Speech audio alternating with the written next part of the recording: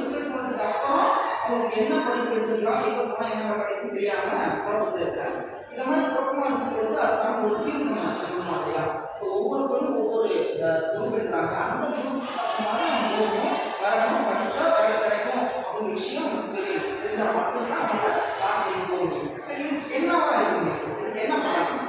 இந்த பசங்களுக்கான அல்லது மாணவர்களுக்கான அந்த குழப்பத்தை நம்ம எப்படி தீர்க்கலாம்? காரணம் நீங்கள் சொல்லலாம், தெரிஞ்சா சொல்லலாம். கவுன்சிலிங் ஒரு டைம் எதாவது மாற்றம் பண்ணலாம் நம்ம. அவன் மார்க்கை வச்சு ஒன்று பிளான் பண்ணலாம். அப்படிதான் போகுது. மார்க் பேசி மார்க்கு அவன் வந்து டேலண்டா இருக்கானா இல்லையாங்கிறது அடுத்த பிரச்சனை. அவன் எவ்வளோ மார்க் எடுக்கிறானோ அதை வச்சு அவன் என்ன குரூப் எடுக்கிறான் அப்படின்னு நம்ம பண்ணுறோம். ரைட்டா? சரி, இது அவன் நிறைய படிப்பு ஒரு கரெக்டாக படிப்பான், மார்க் எடுக்கணும். சரியா? அந்த மார்க் எடுக்கல அப்படின்னா அவனுக்கு அந்த இது எங்கெல்லாம் போச்சு அர்த்தமா இல்லை, அவன் டேலண்ட் அப்படியே தான் இருக்கும். ஸோ அப்போ அவனுக்குள்ள என்ன இருக்கும் திறமையை பார்த்துட்டு அதுக்கு தகுந்த மாதிரி அவங்க வந்து பண்படுத்தணும் செய்யணும். பண்ணனா அவனுக்கு வேலைக்கு வரும். ஒரு எக்ஸாம்பிள் ஒரு பையன் காமர்ஸ் படிக்கிறான்னா காமர்ஸ் தான் படிக்கணும். இப்போ யூனிவர்சிட்டியில் சொல்லுறேன், அதுக்கான நிறைய வழிகள் வச்சுருக்காங்க. எப்படின்னா ஒரு சப்ஜெக்ட் வந்து இன்னொரு சப்ஜெக்ட் மாறி படிக்கலாம். முன்னெல்லாம் படிச்சோம்னா அதாவதுனா ஒரு 6 வருஷத்துக்கு பார்த்தீங்கன்னா இந்த சப்ஜெக்ட் படித்தா தான் இதான் எடுக்க முடியும் சூழல் இருந்துச்சு. சரிங்களா? ஆனால் இப்போ கிடையாது. என்ன பண்ணுறதுன்னா காமர்ஸ் படித்தாலும் அந்த காமர்ஸ் படித்து எடுத்துக்கலாம் அப்படிங்கிற நாலேஜ் அவனுக்கு போகணும். அப்போ தான் பண்ண முடியும். இல்லை நம்ம காமர்ஸ் எடுத்துக்கோம், நம்ம காமர்ஸ் மட்டும் தான் படிக்கணுங்கிற அதே இருந்துச்சுன்னா நம்ம அதை படிப்பாங்க. சரிங்களா? நம்ம காமர்ஸ் படித்தாலும் அதை படிச்சுக்கலாம் அப்படின்னு வந்தால் கண்டிப்பாக. ஆனால் இந்த சரியா தெரியணும் அவனுக்கு தெரியும். சரியா?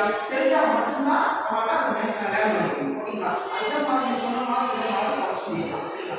இப்போ கல்விகள் நிறைய கல்விகள் எக்ஸ்போ நடத்துறாங்க. சரியா?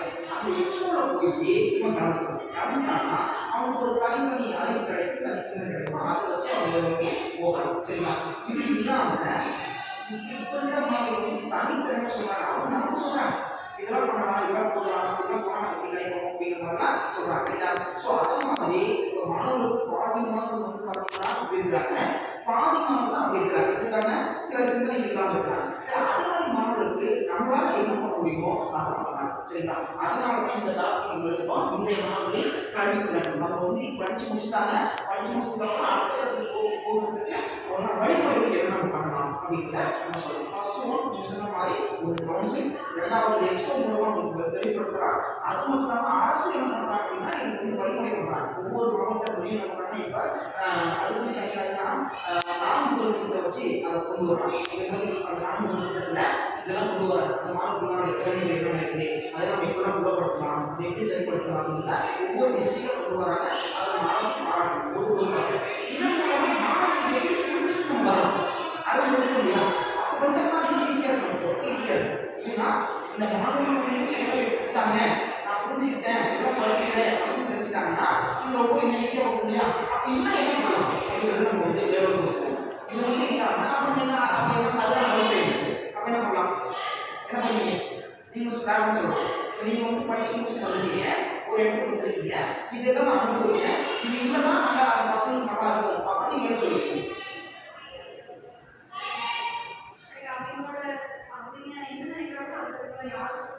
Very good, super. ஒரு காரணம் இல்லை என்னன்னா தனக்கு ஒரு தாட் இருக்கு இல்லையா, தனக்குன்னு ஒரு எய்ம் இருக்கு இல்லையா, அந்த எய்ம் வந்து மாறக்கூடாது.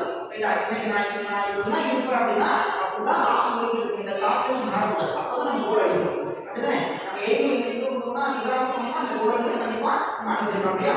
அதே மாதிரி நம்ம சொல்றது முக்கியம் என்னன்னா நான் இப்போ படிச்சுட்டேன், நான் படித்தாலும் நான் இதெல்லாம் படிப்பேன், எனக்கு இதெல்லாம் யூஸ் நான் இதெல்லாம் போவேன் அப்படின்னு முடிவுனா அந்த முடிவிலிருந்து லாஸ்ட் வரைக்கும் மாறக்கூடாது. மாறாமல் இருக்குன்னா நம்ம கோல் வந்து வந்துருமா? சரி, இப்போ இதை விட்டு மாறி அவங்க சொன்ன மாதிரி இதை விட்டு மாறி போனால் நம்ம சிந்தனை மாறுது இல்லையா? இப்போ அதை படிச்சா வேலைக்கு போகலாம், இது படிச்சு வேலைக்கு போகலாம் அப்படின்னு நிறைய நிறைய சொல்லிட்டு நம்மளுடைய எண்ணங்கள் வந்து மாறி அப்போ என்ன பண்ணணும்? என்ன மாற பண்ணோம்னா நம்மளுடைய இலக்கு வந்து சரியாக இலக்கு சரியாச்சுன்னா கண்டிப்பாக நம்ம இலக்கு வந்து அடைஞ்சிடலாம். இது ஒரு பக்கம். அதனால தான் இன்னைக்கு சொல்கிறாங்க, இன்னைக்கு காலகட்டத்தில் மாணவ மேலும் இருக்குது.